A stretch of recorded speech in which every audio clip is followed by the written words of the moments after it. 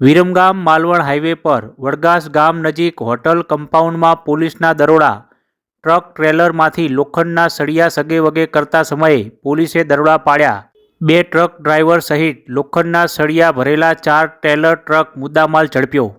Viramgam Malvan highway પર Viramgam rural police મથકના probation IPS Ghanshyam ગૌતમને મળેલી બાતમીના આધારે વડગાસ ગામના પાટિયા પાસે આવેલી જય મા વિરાત્રા હોટલના કમ્પાઉન્ડમાં લોખંડના સળિયા ભરેલી ટ્રક ટ્રેલરને પાર્ક કરાવીને ટ્રકમાંથી અન્ય વ્યક્તિઓને વેચવા માટે સળિયાઓ કાઢી લઈ પોતાના માલિક સાથે ગુનાહિત વિશ્વાસઘાત કરતા રેડ દરમિયાન 4 થી 5 શખ્સો ફરાર થઈ જવા પામ્યા હતા. સળિયા ભરેલા ટ્રક ટ્રેલર અને 2 ડ્રાઈવર સહિત લોખંડના સળિયા ભરેલા 4 ટ્રેલરને મુદ્દામાલ વિરમગામ રૂરલ પોલીસે જપ્ત કર્યો હતો.